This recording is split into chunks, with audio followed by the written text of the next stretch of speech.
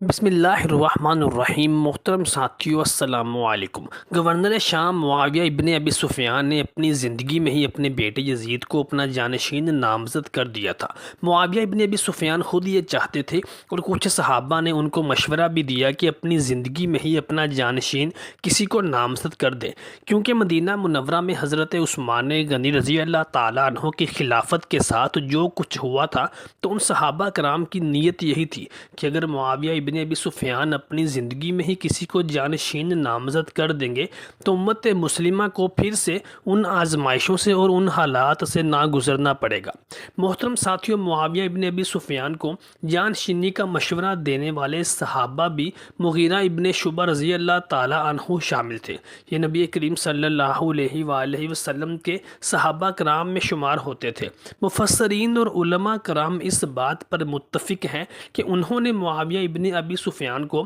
اپنا جانشین مقرر کرنے کا مشورہ کسی بدنیتی کے تحت نہ دیا تھا، بلکہ انہوں نے نیک نیتی کے تحت ہی یہ مشورہ دیا تھا، جس کو اہل تشیع کے تاریخ دانوں نے بہت توڑ مڑوڑ کر پیش کیا ہے اور یہ باور کروانے کی کوشش کی ہے کہ حضرت مغیرہ ابن شعبہ نے جانبداری کا مظاہرہ کرتے ہوئے یزید کو جانشین مقرر کروانے میں اہم کردار ادا کیا تھا۔ اس مشاورت سے فارغ ہونے کے بعد معاویہ ابن ابی سفیان نے اپنے بیٹے یزید کی جانشینی کی بیعت کا فیصلہ کیا اور تمام صوبوں کے گورنروں کو اپنے بیٹے یزید کی جانشینی کی بیعت لینے کے لیے مراسلہ ارسال کر دیا، جس کے تحت مروان بن حکم کو مدینہ منورہ میں مراسلہ دے کر روانہ کیا کہ وہ جا کر مدینہ منورہ کے مسلمانوں سے یزید کی جانشینی کی بیعت لیں۔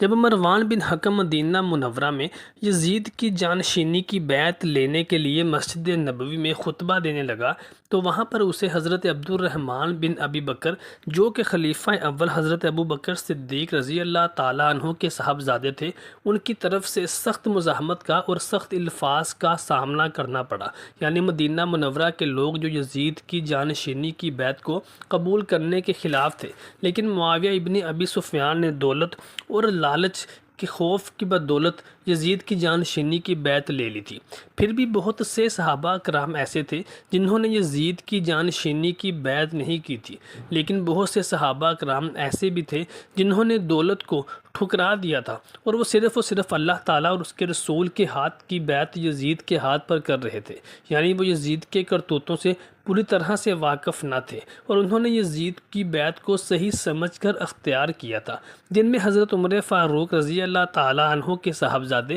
حضرت عبداللہ ابن عمر اور حضرت علی رضی اللہ تعالیٰ عنہ کے ایک صاحبزادے محمد بن حنفیہ بھی شامل تھے۔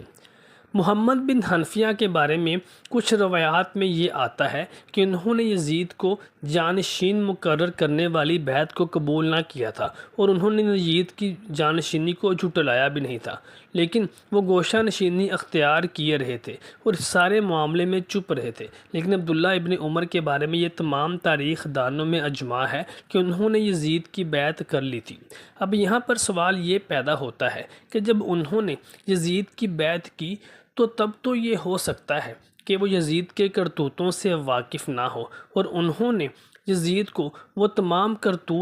تمام گناہ کرتے ہوئے نہ دیکھا ہو جو کہ یزید سے منسوب تھے۔ لیکن سوال یہ پیدا ہوتا ہے کہ جب وہ واقعہ کربلا رونما ہوا تو تب بھی عبداللہ ابن عمر اور دیگر صحابہ کرام جنہوں نے یزید کی بیعت کر لی تھی، انہیں یزید کے کرتوتوں سے اور اس کی نیت سے واقفیت حاصل نہ ہوئی ہوگی، اور پھر جب یزید نے واقعہ حرہ کا مکروہ فعل کا ارتکاب کیا، یعنی اس بدبخت نے مکہ مکرمہ اور مدینہ منورہ پر چڑھائی کی، حملہ کروایا اور صحابیات کے ساتھ زنا بالجبر کا بازار گرم کیا، کیا تب بھی ان صحابہ کرام کو یزید کے کرتوتوں سے واقفیت حاصل نہ ہوئی تھی؟ اس وقت یزید کی بیعت کو کیوں نہ توڑا گیا؟ بلکہ روایات میں تو یہ آتا ہے کہ حضرت عبداللہ ابن عمر رضی اللہ تعالیٰ عنہ نے تو یزید کی بیعت کو توڑنے سے نہ صرف انکار کر دیا تھا، بلکہ اپنے خاندان سے بھی خطاب کرتے ہوئے کہا تھا کہ یزید کی بیعت کو کوئی نہ توڑے، جو بھی یزید کی بیعت کو توڑے گا میرے اور اس کے درمیان فیصلہ میری تلوار کرے گی، کیونکہ میں نے اللہ تعالیٰ اور اس کے رسول کی بیعت یزید کے ہاتھ پر کی ہے، اور میں نے نبی کریم صلی اللہ علیہ وآلہ وسلم سے یہ سنا ہے کہ قیامت کے دن اپنے امیر کے ساتھ بغاوت کرنے والے کو اللہ تبارک و تعالی سخت عذاب دے گا۔ تو میں یزید کو خلیفہ مانتے ہوئے اس کی بغاوت پر نہیں اتر سکتا اور تم لوگوں کو بھی ایسا نہیں کرنے دوں گا۔ اور پھر یہی بنو امیہ جن کے لیے عبداللہ ابن عمر نے اتنی تکالیف کو برداشت کیا اور مسلمانوں کے طعن و تشنیع کو برداشت کیا، بنو امیہ نے حجاج ابن یوسف جیسے ظالم اور سفاک شخص کے ذریعے عبداللہ ابن عمر کو مروا دیا۔ حج کے طواف کے دوران حجاج بن یوسف کے ایک غلام نے عبداللہ ابن عمر کے پیر پر زہر میں بھجا ہوا ایک تیر اور نیزہ مارا، جس سے انہیں معمولی سا زخم ہوا، لیکن وہ زہر پورے جسم میں سرایت کر گیا اور اسی کی بدولت عبداللہ ابن عمر کی موت واقع ہوئی۔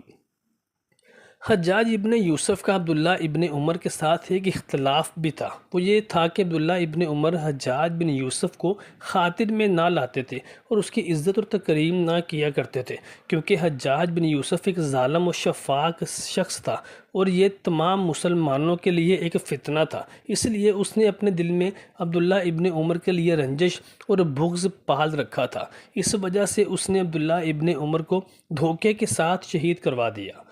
روایات میں یہ بھی آتا ہے کہ عبداللہ ابن عمر نے اپنے مرنے سے پہلے یزید کی بیعت کرنے والے عمل سے ندامت اور شرمندگی محسوس کی تھی، اور مفسرین اور علماء کرام اس بات پر اجماع رکھتے ہیں کہ اپنی موت سے قبل ان کا ندامت محسوس کرنا شاید اللہ تبارک و تعالیٰ کی بارگاہ میں ان کی بخشش کا سبب بن جائے۔ محترم ساتھیو، دعا کرتے ہیں کہ اللہ تبارک و تعالیٰ ہمیں ان فتنوں اور آزمائشوں میں کامیاب کرے اور ثابت قدم رہنے کی توفیق عطا فرمائے، اور اللہ تبارک و تعالیٰ سے دعا ہے کہ وہ ہمارا حشر نبی صلی اللہ علیہ وآلہ وسلم کے عاشقوں میں